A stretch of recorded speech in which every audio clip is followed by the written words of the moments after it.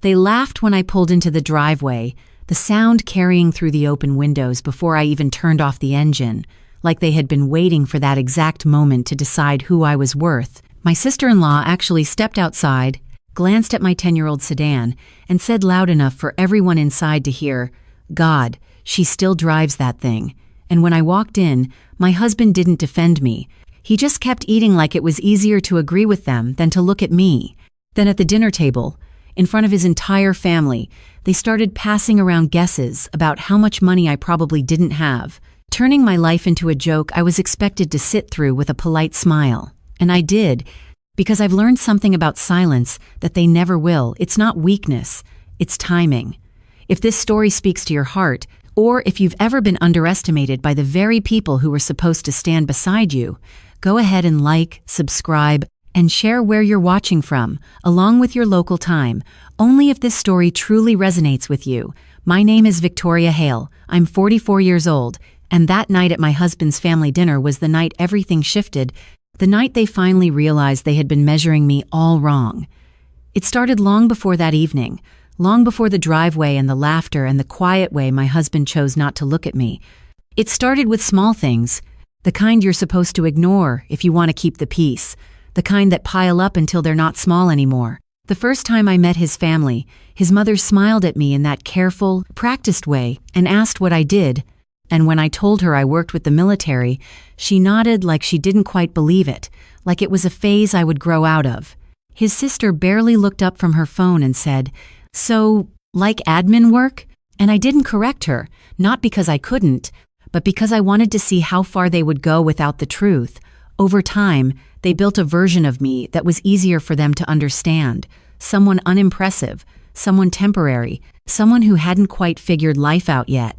They praised my husband for his career, his promotions, his stability, and I became the quiet footnote beside him, the one they tolerated but never fully saw. Holidays were the worst. Long tables, too much wine, conversations that looped back to success and money and appearances, all the places where I conveniently didn't fit. They'd ask me questions they didn't wait to hear answers to, or they'd answer for me, filling in the blanks with assumptions that made them feel better about where I stood in their world. "She's still figuring things out," my sister-in-law would say, smiling sweetly, and everyone would nod like that settled it, and I would sit there, hands folded, listening, letting them define me in a room I had been invited into but never truly included in. What they didn't understand, what none of them ever bothered to ask, was that I had spent over 2 decades building a life in places they would never recognize, making decisions that carried weight far beyond anything discussed at that table, operating in rooms where titles weren't announced. They were earned and quietly respected. But I never brought that version of myself into their home, not because I was hiding, but because I didn't need to prove anything to people who had already decided who I was. So when that night came, when I pulled into that driveway and heard them laughing before I even stepped inside, I already knew exactly how the evening would unfold. I knew the comments would come, the subtle digs, the polite dismissals dressed up as concern, and I knew I would let it all happen, because sometimes the most powerful thing you can do is let people be completely certain they're right before they realize they were wrong. The house smelled exactly the same as it always had. Roasted meat, something buttery, something over-seasoned, and underneath it all that faint scent of polished wood that never quite went away. Like a reminder that everything here was meant to look better than it felt. I stepped inside, and no one paused their conversation. No one turned fully toward me. Just a few quick glances, the kind you give when someone arrives but does not really matter to the flow of the evening.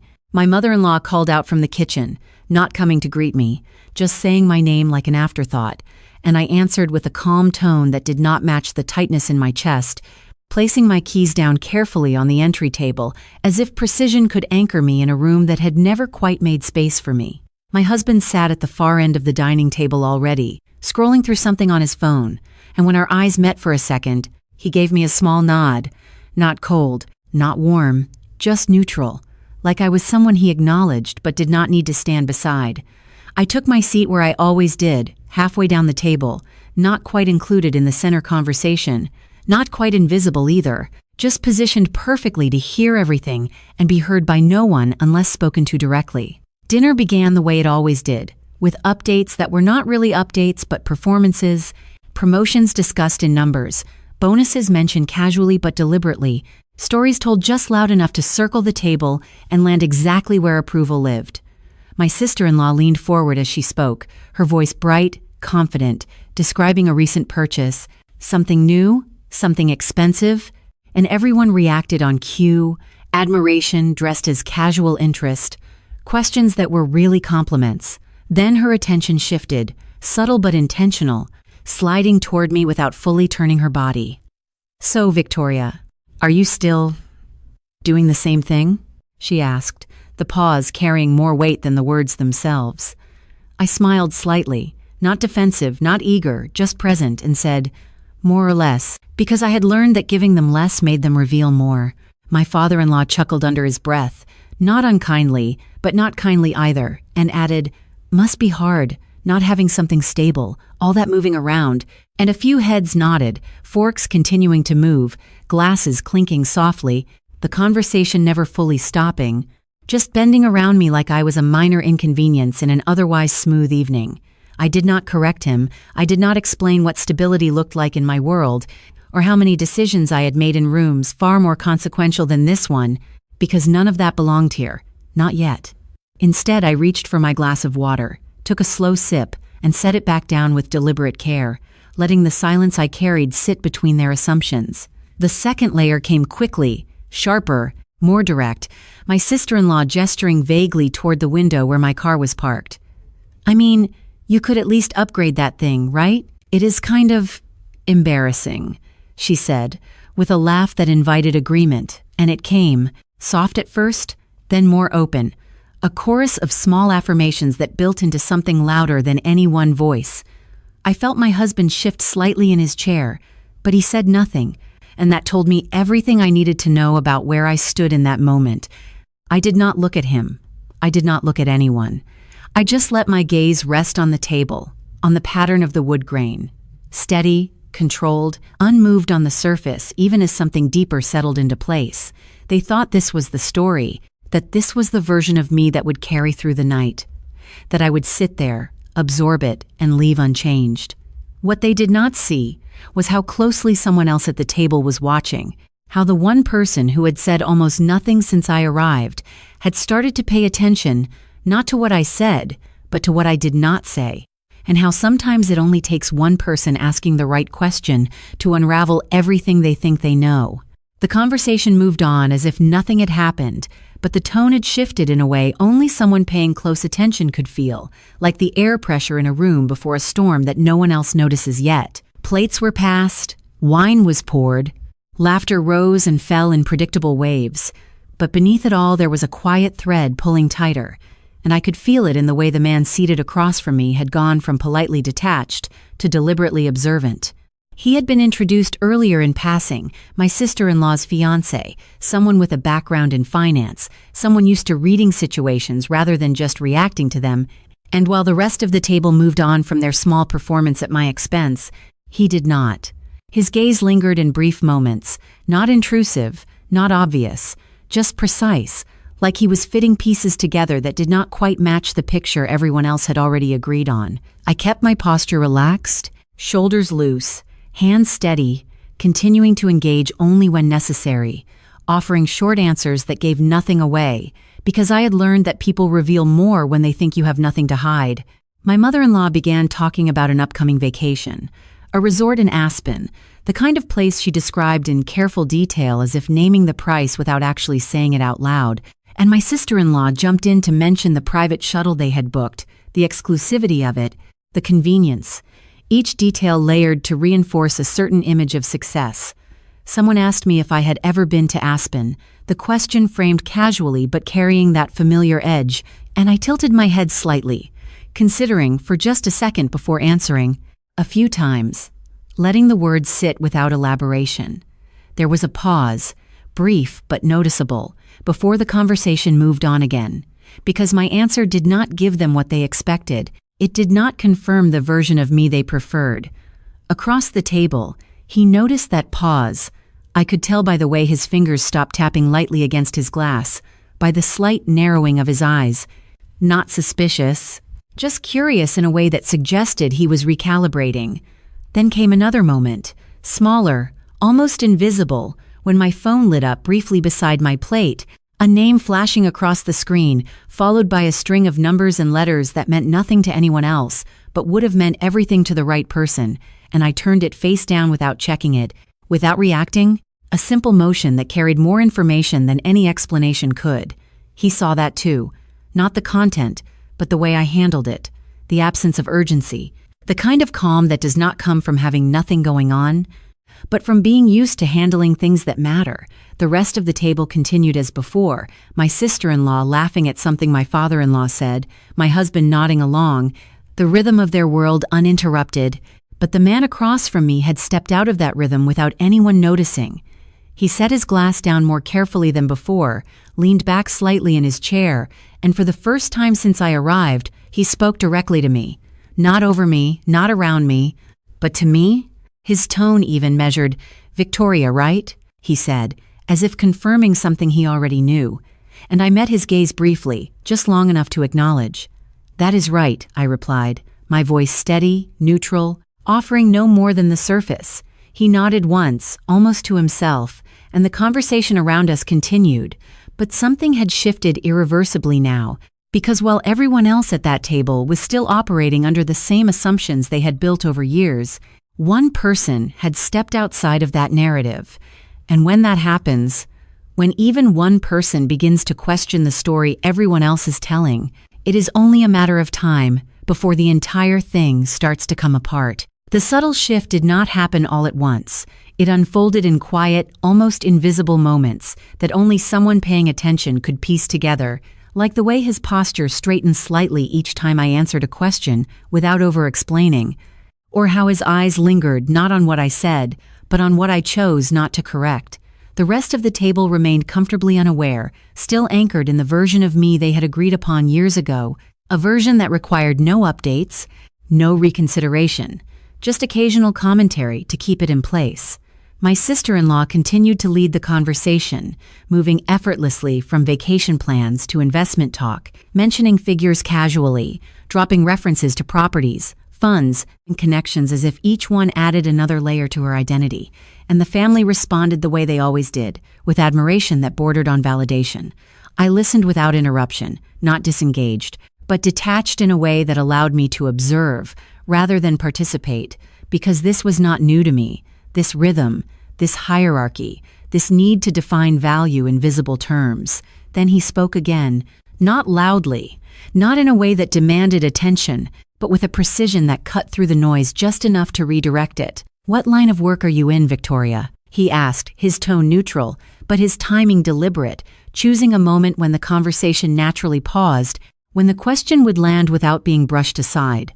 A few heads turned, not out of interest, but out of habit, ready to hear the same vague answer they had heard before, ready to move on just as quickly. I met his gaze briefly, just long enough to acknowledge the question, then shifted my attention back to my plate. "I work in operations," I said calmly, letting the simplicity of the answer settle, knowing it would invite interpretation rather than clarity. My sister-in-law smiled immediately, a quick, satisfied expression. "See, that is what I mean. She keeps it very general," she said, laughing lightly, as if I had just proven her point, and a few others nodded, the moment slipping back into familiar territory. But he did not laugh, he did not nod, he did not move on. Instead, he tilted his head slightly, studying me with a level of focus that felt almost out of place at that table, as if he were listening for something beneath the words. "Operations can mean a lot of things," he said, his voice steady, not challenging, but not dismissive either. "What kind of operations?" And there it was, the second layer, the question beneath the question, the one that required either expansion or deflection. I let a small pause form, not long enough to be awkward, just enough to signal that I was choosing my response. Strategic coordination, I answered, still controlled, still minimal, offering just enough detail to shift the ground slightly without revealing the structure beneath it. This time the pause at the table lasted a fraction longer, not because they understood, but because they did not, and uncertainty always lingers longer than dismissal. My father-in-law cleared his throat, ready to redirect, to bring the conversation back to safer territory. But before he could, the man across from me leaned forward just slightly, his interest no longer subtle and his attention now fully engaged. He glanced once toward the window, toward the driveway where my car sat, then back at me, connecting something in his mind that the others had never considered worth connecting. "That is interesting," he said quietly, almost to himself. And then, after a brief pause that seemed to stretch the room thinner, he added, "Do you travel often for that?" The question hung there, simple on the surface, but carrying a weight that only I seemed to recognize. I could feel the shift now, not in the room as a whole, but in the space between us, where assumptions were beginning to loosen and something else was starting to take their place. I set my fork down carefully, meeting his gaze once more, and for the first time that evening, I allowed the smallest hint of truth to surface, not enough to reveal everything, but enough to change the direction of where this was going. "Often enough," I said, my voice even, my expression unreadable, and in that moment, the story they had built around me began to crack. Not loudly, not dramatically, but quietly, in a way that would only become obvious when it was too late to hold it together. The room did not realize it yet, but it had already crossed a point it could not return from, because once curiosity replaces assumption, everything that follows begins to feel different, heavier, more deliberate. My answer lingered in the air longer than it should have, not because it was dramatic, but because it did not fit the version of me they were comfortable with, and that small mismatch was enough to unsettle the rhythm they had been relying on all evening. My sister-in-law tried to recover it quickly, leaning forward with a soft laugh. "Well, whatever it is, at least it keeps you busy," she said, the kind of comment that sounded supportive, but landed like a quiet dismissal, and a few people smiled, ready to let that be the end of it. But he did not move on. He did not let the moment dissolve back into background noise. Instead, he rested his elbows lightly on the table, his fingers interlaced, his attention fixed in a way that suggested he was no longer participating in the same conversation as everyone else. "What kind of travel?" he asked, his tone still even, but now unmistakably focused, not challenging, not intrusive, just precise, like someone narrowing in on a detail that matters. The question drew a few more glances, subtle at first, then more noticeable as people began to sense that something was unfolding just outside their understanding. I held his gaze for a second longer this time, not revealing, but not deflecting either. Then I reached for my glass again, taking a measured sip before answering. "Mostly private routes," I said, letting the words fall without emphasis, without explanation, knowing exactly how they would sound to a table that had already decided I could not possibly mean what I was saying. There was a brief pause, then a small, almost automatic chuckle from my father-in-law. "Private routes?" he repeated, amused, as if it were a harmless exaggeration, and the table followed his lead. A few light laughs, a few exchanged looks, the moment slipping once again toward dismissal. But this time, the laughter did not fully take hold. It faltered halfway, because the man across from me did not react. He did not smile. He did not look away. Instead, he leaned back slightly, his expression shifting from casual interest to something more analytical, his eyes narrowing just enough to signal that he had caught something the others had missed. "Private routes," he echoed quietly, not mocking, not questioning, just repeating it as if testing how it sounded against what he already knew. His gaze moved briefly toward the window again, toward the driveway, then back to me, and in that small movement, I could see the connection forming, not fully realized yet, but close. My sister-in-law noticed the change in his attention and frowned slightly, just for a second, before smoothing it over with another comment about their upcoming trip, trying to pull him back into the conversation she controlled, but it did not work the way it usually did. He nodded absent-mindedly, not fully engaged, his focus still anchored on me. And then he asked the question that shifted everything from subtle to undeniable. "Do you ever fly out of Reagan, or do you usually use private terminals?" he said, his voice calm, almost conversational, but the specificity of it cut through the room like a line drawn too sharply to ignore. This time, there was no laughter, no immediate dismissal, just a quiet, collective pause as the question settled in, heavier than anything that had been said before.